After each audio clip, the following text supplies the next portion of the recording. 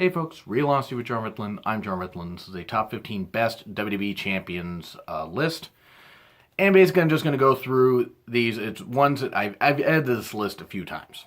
And I'm basing it on importance of the title reign, impact of when they won the title, maybe their first title win, and just whether I generally like their reigns or not, and also how many reigns they had. That's going to it's a bunch of factors. And it's really just a list I didn't throw together. I actually took a bit to edit this. So hopefully you enjoy it. And I might run through these a little bit quick, but because I'm probably just going to do one show. But number 15, The Rock. Yeah, his multiple title wins only factored into about 400 days, and actually a little less than 400 days. If I saw right, it's about 370 or somewhere around there. And he only had one 4-month title reign and one 2-month title reign. And the 2-month title reign came when he beat CM Punk at Royal Rumble 2013, which was not a good idea. A horrible way to end Punk's title reign, but I'm not going to blame Rock for it. But still, anytime he held the championship, even if it was a short reign, it felt important, because Rock's a hell of a star. Still is. I don't think he'll ever wrestle again. I think WrestleMania 32, in that match he had against Eric Rowan, it was the last match that he'll ever have, and that's fine, because no one really needs to see him wrestle again. Rock felt important as WWE Champion. That's why he's here at number 15. Number 14, Eddie Guerrero. It's really sad that his one title reign is all that he had. But his great win against Brock Lesnar, his great match against Kurt Angle at WrestleMania 20, his feud with Bradshaw, JBL. That's part of the reason why it's on here. He probably would have been ranked higher if he had not passed away suddenly and had gotten the other championship reign against Batista. He'd beaten Batista for the world title, but that would have been for the world title, so he probably wouldn't have been ranked much higher. But still, it's a shame Eddie passed away with only one title reign, but my God, the guy he was a great champion that did put too much pressure on himself. He really shouldn't have, even though I know he was dedicated to the product. But still, he's here. He's kind of here for nostalgia purposes and kind of here because he's a favorite of mine, but that's why he's here at number 14, ranked just above The Rock, because I feel his one reign was more important, as far as emotion I was invested in, than The Rock's multiple reigns. Number 13, Kurt Angle. Kirk Angel, as Jericho called him. He was a good champion. Whether he was world champion, not factored in here, or WWE champion. I mean, he became WWE champion after just being on the main roster for about a year, beating The Rock at No Mercy 2000. Then lost it to The Rock at No Way Out 2001. Had a WWE title reign when he went into WrestleMania 19. Had beaten Big Show at Armageddon 02. Held it till then. Brock Lesnar beat him, and then went on from there. Kurt Angle was a great champion. He exemplified what a WWE champion should be in the ring and on the mic. He got really good on the mic and got really entertaining. But Kurt Angle, just great talent, wonderful talent. Great worker. That's why he's here. Number 12, The Undertaker.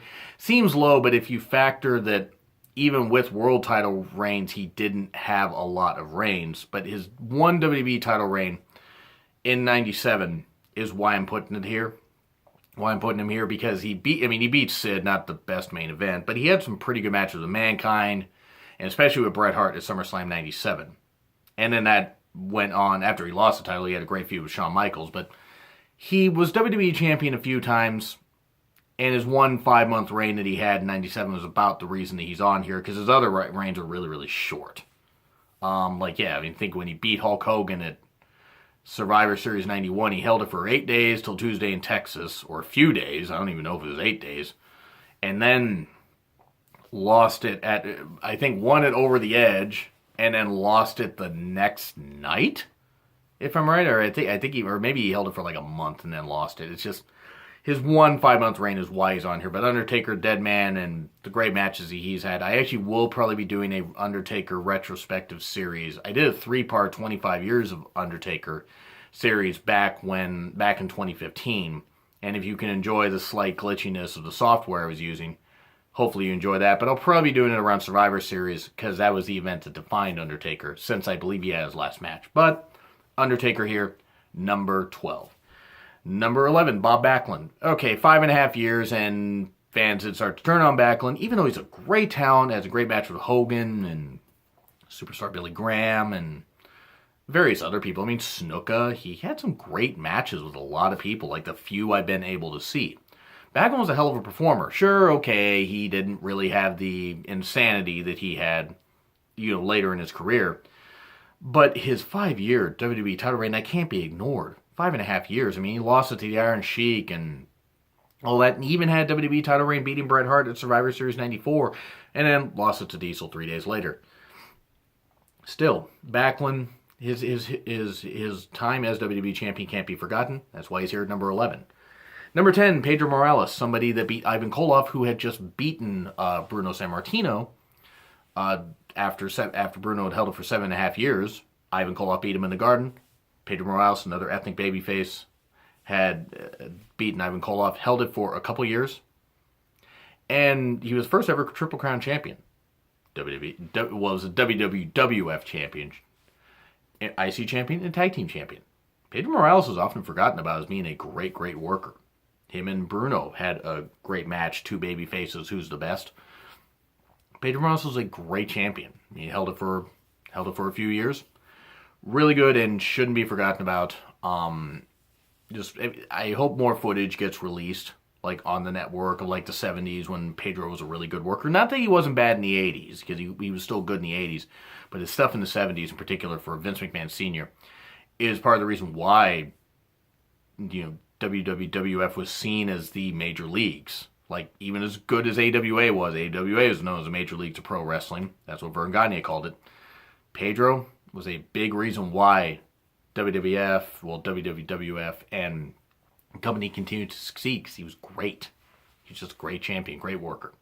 Number 9, John Cena. Yes, that's right. I'm ranking John Cena above two legends. I reluctantly give Cena credit that his WWE title reigns have meant a lot. I still don't like that he tied Ric Flair's record. I think that's bullshit. But, whatever. Some of his title reigns have been meaningless. Some have been pretty good. He had one for over a year. Cena is a good worker. He's not the best worker ever. He's not even in my top 25 of best workers. But when put with the right guy, he's a damn good worker. He's really talented when he wants to be. And he's had some great feuds. And he's had some great runs with the championship. He's had some short runs, which have devalued the championship, but that's as much on creative as it is on Cena himself. Cena's on here because of the length of championship reigns he's had. Some have been good. And that one that was just over a year in particular is why he's on here. Because it was hard to do even back in 06 when he had it. So 06 to 07. Unforgiven 06 to just before No Mercy, 2007, when he suffered a torn pectoral muscle. Excuse me. That's why Cena's on here. Guy's worked hard. I mean, even if I think that he's buried some people that he shouldn't have. But that's why he's here at number 9. Number 8, Superstar Billy Graham, the first cool heel champion that Vince McMahon Sr., that the WWF ever had, beat Bruno Sammartino after Bruno had held the title for another 4 years. Billy Graham should have held the title. I think he held it for just about 10 months, or just under 10 months. He should have held it for about 1.5 years. It's a shame that Vince McMahon Sr. did not deviate from his plan and did not turn Superstar Billy Graham babyface. It would have worked really, really well. I mean, really, really well. I would have liked to have seen it, but it didn't happen. But still, he got over. The fans were starting to cheer him. His work wasn't great, but his promos were great. He was able to get the fans to hate him, but then they eventually respected him because he was so charismatic.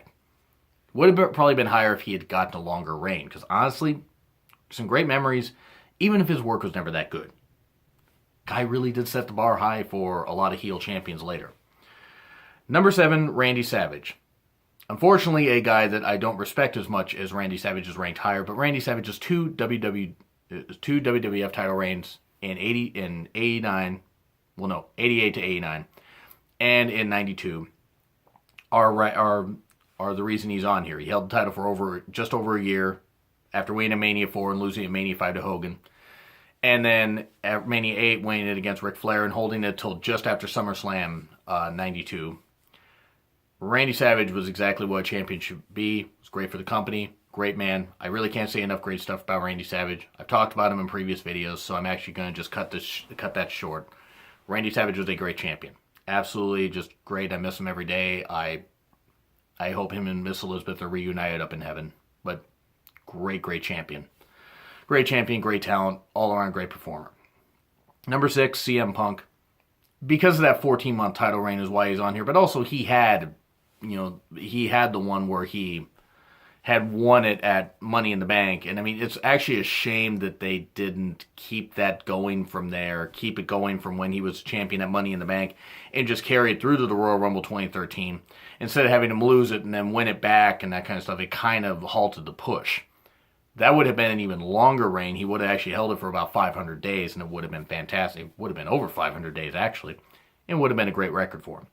But CM Punk, for that reign alone, deserves to be on here because, yeah, he wasn't treated like the champion and put in the main event a lot, but still, CM Punk deserves to be on here.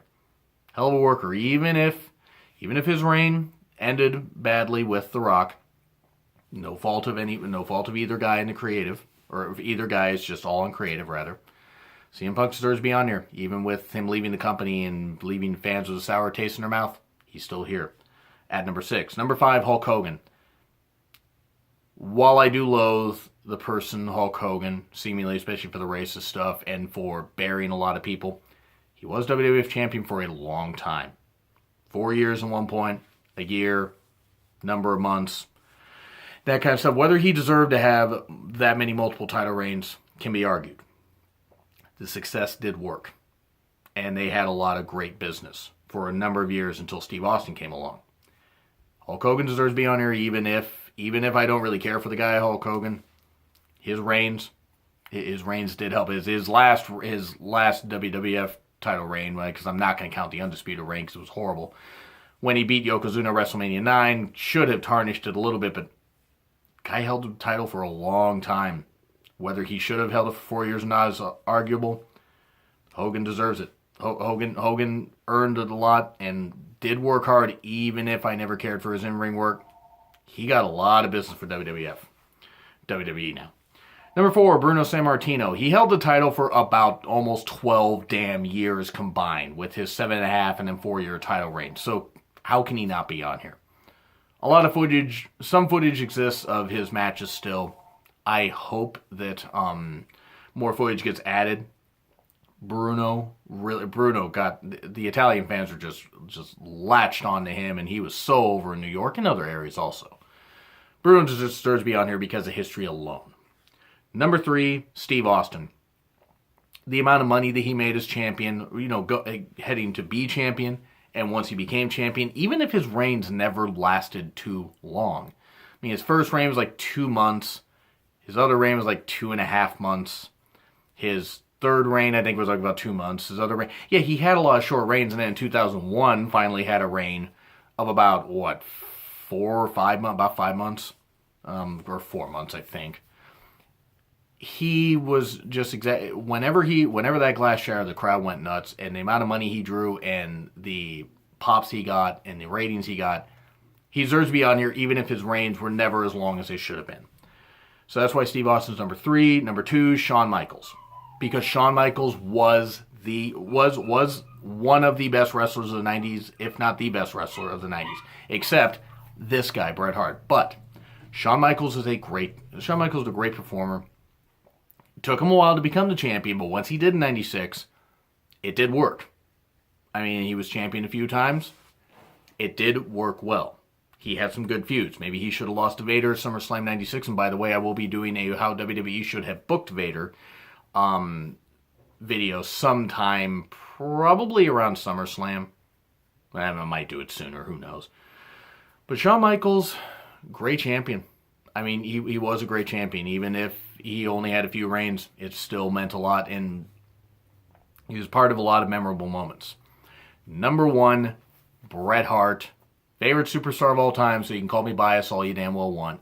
He won it from Ric Flair in 92 at a house show in Canada, held till WrestleMania 9, won it back at WrestleMania 10, held it till Survivor Series 2000, Survivor Series 94. That would have been an amazing reign. Survivor Series 94. Had a great feud with Owen. Had a great title reign when he won it back at Survivor Series 95 against Diesel.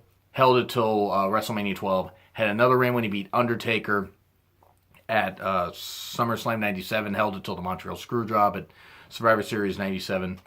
Bret Hart, though, great performer. Exactly what you would want a champion to be in the ring and out of the ring. Bret Hart was amazing. Amazing talent. Even if people can call him bitter right now, and I myself would, because sometimes he comes across as bitter. Bret Hart's on this list for a reason, and number one for a damn good reason. Favorite superstar of all time, and my favorite WWE champion. So, do you agree? Do you disagree with my list? Like, share, comment, subscribe. My Twitter link is in the description. Ben Real Honesty with Jar Mifflin. I'm Jar Mifflin. My top 10 worst hardcore champions list will come up soon. My top 15 worst WWE champions list will come up soon. So I hope you enjoyed this, and I hope to see you soon.